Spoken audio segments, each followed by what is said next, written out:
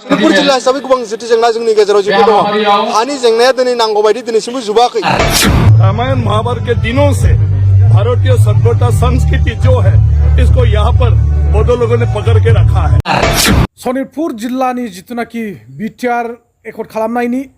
मुङै जायखिनि गामिफोरखौ बिटिआरआव सोसनदों बै गामिफोरखौ क्लियारै खालामनानै होनांगौ आरो जितुनाखि आद्रा थानाय दङ बा सोनो गोनां दङ बैफोरबायदि गामिखौ थाबैनो सोफुंना होनांगौ बेबो नैबे 2025 नि इलेक्सन फैबाय थानायनि सिगां सिगां सोसननानै होनांगौ होननानै सनितपुर जिल्ला एबसुआ बिटिआर सरकार आसाम सरकार आरो भारत सरकारनिसिम दाबि खालामहरदों दानिया बिनि फिननायखौ जोंहा बिटिआर सरकारा मा होयो आरो लोगोसे आसाम सरकारा मा फिननाय हरो जों बे समखौ नेनानै थायोब्ला निश्चय मिथिसिगोन थारैनो बिथांमोनहा सनितपुर जिल्ला अल बड' स्टुडेन्ट इउनियना डिमान्ड खालामनाय मथे नैबे 2025 नि इलेक्सन फैबाय थानायनि सिगां सिगां जितुनाखि नैबे बिटिआरखौ सनितपुर जिल्ला बिश्वनाथफ्राव सोसननाय एबा गामि सोसननायफोरखौ थारैनो साक्सेसफुल खालामनानै होनो हागोन ना हाया बिनि उनाव जोंहा सनितपुर जिल्ला बिश्वनाथ जिल्लानि एबसुफ्रा मा थिरांथा लायो आरो मा एक्सन लायो जोङो बिनि उनाव जों नुलांबाय थानो मोनगोन दा जिखुनु नोंथांमोना बिनि उनाव नुदों जे सेकेन्ड इन्ट्र'आव जितुनाखि बी भइस जोंहा बर'नि सासे मुंदांखा इउटुबार हिन्दीनि कन्टेन्ट लाबोयो बिथाङा नङा होमबा गोबां कान्ट्रियाव गिदिंनानै फैनाय गोबां नलेज दङ बिथाङा फरायनायनि नलेज दङ आउट नलेज दङ गुबुन गुबुन कान्ट्रिनि गोबांथार नलेज जमा जानानै दङ होनना बुङोब्ला जोंहा बर'नि इउटुबार बी भइस बिथांनाव दिनै बी भइस बिथाङा बड' साहित्य सभा क्या है जितुनाखि 64 एनुवेल कनफारेन्स जादों टंला डिमाकुसियाव नङा होमबा नैबे टंला डिमाकुसियाव जानाय बड' साहित्य सभानि सोमोन्दै बी भइसआ हिन्दीनि जोंहा आसाम आयेन आफादनि स्पिकार बिस्वजित दैमारी सारखौ सोंनाय जादों अर्थात कुइसन खालामदों बड' साहित्य सभाया मा होननानै आरो बेफोरबायदिनो गोबांथार गुबुन गुबुन कान्ट्रियाव माने बड' साहित्य सभाखौ मिथिया मानि खारनाव मिथिया आरो माबोरैहाय मिथिहोनाया मोजां जागोन नै बेफोरनि सोमोन्दै गुवारै बी भइस बिथाङा सोंदों नोंथांमोनहा नैबे बी भइसआ बिस्वजित दैमारी सारखौ मोगा मोगि जितुनाखि 64 एनुवेल कनफारेन्सआव टंलायाव जानाय कनफारेन्सआव नोंथांमोनहा नैबे भिडिअखौ बी भइस इउटुब चेनेलाव थांनानै नायहैब्ला निश्चय डिक्लियारै मिथिनानै लाजोबनो हागोन आरो नोंथांमोनहा नैबे जायफोर नुखादों नोंथांमोननि थाखाय जोबोर मोजांनि बाथ्रा आरो जायफोर नुवाखै नोंथांमोना आंनि चेनेलनि थ्रुयैबो नायनानै लानो हागोन होननानै आं निश्चय मिजिंथिहरदों आरो जितुनाखि जोंहा दायो फैबाय थानाय 2025 नि इलेक्सन बिनि सोमोन्दै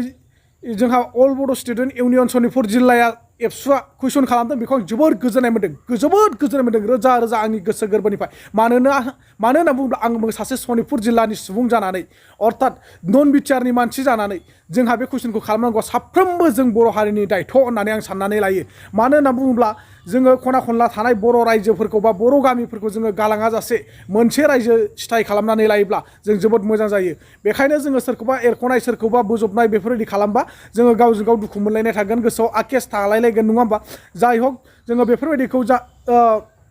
माने क्लियार खालामना लानाया मोजां आरो जोंनि बिटिआर सरकार आसाम सरकार भारत सरकारफ्रा जाहाथे बे खामानिखौ बा बे जेंनाखौ जोंनि बर'फोरनि जेंनाखौ थाबैनो जेन बोस्रांनानै होयो आरो साफा राफा खामानिफोरखौ मोजाङै मोजां फैबाय थानाय 2025 नैबे जानो गोनां इलेक्सननि सिगां सिगां जाहाथे जोंनि सनितपुर आरो बिश्वनाथ जिल्लानि हा हुनि जेंना स्कुलफोरनि जेंना गोबांथार लामा सामा कारेन्टफोरनि प्रब्लेम नैफोरखौबो जाहाथे फोजोबनानै होयो आं बेखौनो गोरबोनिफ्राय रिकुवेस्ट खालामनानै नोंथांमोननो भिडिअखौ स्टार्ट खालामना होनोसै नोंथांमोना जाहाथे जोबजासिम नायनानै सोर मा सानदों गोरबोआव नैबेखौ निश्चय कमेन्ट सेक्सनाव फोरमायहरनो हासिगोन सनितपुर जिल्ला बर' फरायसा आफादा मैया जोङो अरियेन्टेसन हाबाफारि लादों इडुकेसननि सायाव दा बेवहाय सिभिल सार्भिसनि सायाव जोङो बोरै जोंनि फरायसा फरायसुलिफ्रा फैबाय थानाय जिउआव गावनि जिउ खुंनायाव सिभिल सार्भिसआव जुदि नोङो जाफुंसार सुबुं बा जाफुंसार फरायसा जुदि जानांगोनबा माबायदि जानांगौ दा बेखौ जों गुवाहाटीनिफ्राय ISPMनिफ्राय बेसेबां रोंगौथि गोनां बिथांमोनखौ जों लाना फैदों दा बेवहाय बेजों लोगोसे जे कम्पिटिटिभ जि एग्जाम दायो आसाम गभर्नमेन्टआ गोबां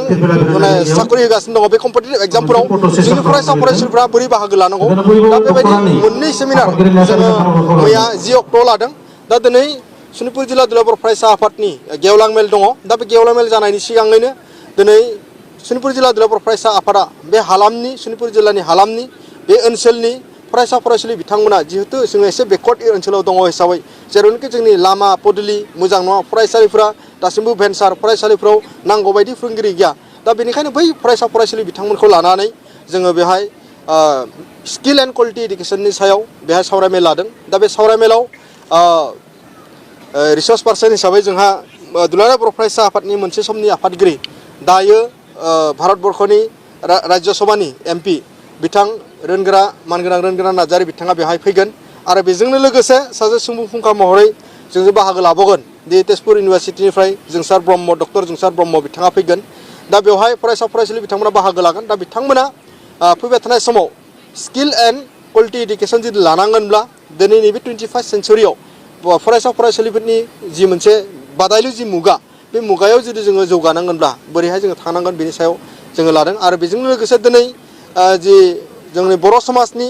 जि बिमाफोरनि जि मोनसे थासारि बर' समाजनि बिमाफोरा गावनि गथ' गथायफोरखौ जत्न खालामनायजों लोगोसे गावनि न'खरखौ बोरै बेंनांगौ दा बेनिखायनो दुलाराय बर' फरायसा आफादा बर' बिमा गौथुम मोनसे आफाद जिहेतु दानानै होनाय दङ जोंनि जिहेतु गांखं हिसाबै दा बेवहाय सनितपुर जिल्ला दुलाराय बर' फरायसा आफादा बिथांमोननि थाखायबो जोङो मोनसे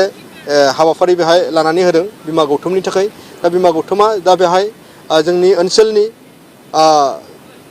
आइजो आइ बिथांमोना बेहाय बाहागो लागोन दा जोंनि बर' न'खर समाजखौ जोङो जौगाहोनांगोनब्ला मा जोङो थानांगौ मादि थानांगौ माबायदि जोङो बाहागो लानांगौ बेनि सायाव दा बेनिखायनो दिनै सनितपुर जिल्ला दुलाराय बर' फरायसा आफादा बे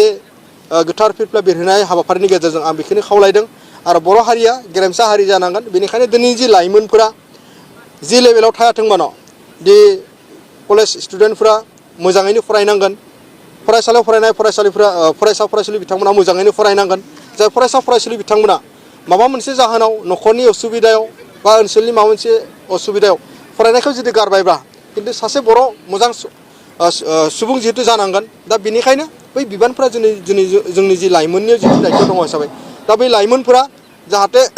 सासे गुन गोनां जायो माहारिखौ अनसायनाय जायो आं बेखौ खावलायदों सनितपुर जिल्ला हिसाबै गोबां जिथु जेंना जोंनि गेजेराव जिथु दङ हानि जेंनाया दिनै नांगौ बायदि दिनैसिमबो जोबाखै फरायसालिनि जेंनाया दिनैसिमबो जिहेतु जोबाखै दा थांनाय 2020 सननि 27 जानुवारि बिटिआर गोजोन गोरोबथानि बाथ्राखौ जों बयबो मिथिगौ दा बे गोरोबथानि गेजेरजों सनितपुर जिल्लाया खुब आशाबादि खुब मिजिं दङ आरो मिजिंखौ लानानै दङ गले गले दिनै थांनाय थान्दै मेलावबो जों गोबां रिजलिउसनफोर जों लादों नैबे दुलाराय बर' फरायसा आफादनि जि क'क्राझार दतमा जि जानांगौ दा बेवहाय जोङो रिजलिउसनफोरखौ हरगोन आरो दिनैनि आसाम गभर्नमेन्ट भारत सरकार आरो बिटिआर सरकार दानि जि प्रमद बर'नि जि दैदेननायाव जि सरकार बिथांमोनाबो जाहाथे जोंनि जि बे एकर्डनि 3.1 मेन डकुमेन्ट दा बेनिनो 60टा गामिया हाबनायजों लोगोसे जोंनि बै गामिफोरनि जि एडमिनिस्ट्रेटिभ सिस्टेम नांगौ बायदि जायाखै बायदि जों फिल खालामदों आरो जिखिनि गामि 400-500 जि हाबना दङ थाबैनो जाहाथे बेयो जायो 2025 नि जि बिटिआर जि इलेक्सन जायो बै इलेक्सनाव जाहाथे बे ओनसोलाव थानाय मोनफ्रोमबो गामिनि साफ्रोमबो बर' फिसाफोरा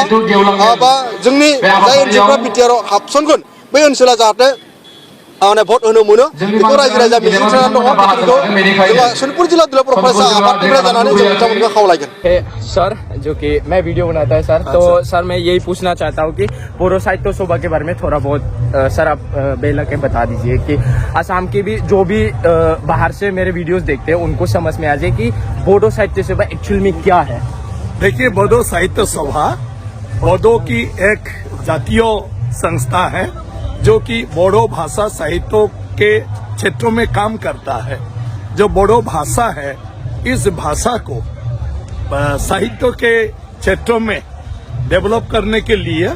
बोडो साहित्य सभा काम करता है। जी सर ये कितने साल से मनाया जा रहा है सर? ये 1952 साल से है सर। अब तक कितना साल हो चुका है सर? अभी जो कॉन्फ्रेंस है ये तो 64 साल हो गया। 2020 में कोई सिचुएशन में हर साल में होता है। हर साल में होता है। मैं जितना तक जहाँ तक जानते हैं सर इसको प्रसार बहुत कमली करा गया जिसके बहुत सारे कम लोग जानते हैं। तो इसका रीजन क्या है सर? प्रसार हम क्यों नहीं कर रहा है? तो हमारे बीच में ही अटका हुआ है सर। ये आप क्या कहना चाहोगे इसके बारे में? देखिए ये जाति ही ऐसा है प्रसार नहीं चाहता है। प्रसार हो ना हो इसके साथ संपर्क नहीं है सिर्फ अपना काम करते जाते हैं। जी सर ये बोडो ट्राइब्स है ठीक है ये ट्राइब्स ऐसा ही होता है। दुनिया उनको क्या कहे उनके साथ उनका कोई संपर्क नहीं है। वो खुद ब खुद चलते रहते हैं अपने भाषाएं कला संस्कृति सभ्यता इस सब को वो लोग बजाय रखते हैं और यही ओरिजिनल मतलब उनका कैरेक्टर है। इसलिए ये इतना प्रसार नहीं है जितना वो करता है उनका प्रसार कम हो जाता है, क्योंकि वो लोग खुद ही प्रसार के लिए कभी सोचता नहीं, ये खुद के लिए करते हैं। तो जाने ना जाने इसको इतना वो मतलब नहीं रखता है। उत्सुकता है कि मैं प्रचार करूं इस बोरो साहित्य सभा को, इसलिए मैं यहाँ पे कवर करने आया है। जो कि कोई हम लोग बाहर घूमते हैं, बाहर घूम के जब बोलते हैं कोई बोरो सोसाइटी है वहां पे बोल के, तो बड़ा हमें खुशी मिलता है सर। क्या बोरो सोसाइटी से मैं है बोल के, बोरो सोसाइटी असम में भी एक है, तो वो लोग अगर अप्रिशिएट करे तो हमें बहुत खुशी मिलते है। तो वो लोग कैसे अप्रिशिएट करेगा सर? जैसे कि हम प्रचार ही नहीं करते तो हम कैसे, मतलब वो लोग जानेगा ही नहीं हमको कि हम कौन सा ट्राइब है और कहाँ रहते हैं, कैसे रहते हैं। तो हमें प्रचार करना जरूरी है, कभी नहीं लगा सर? नहीं, बहुत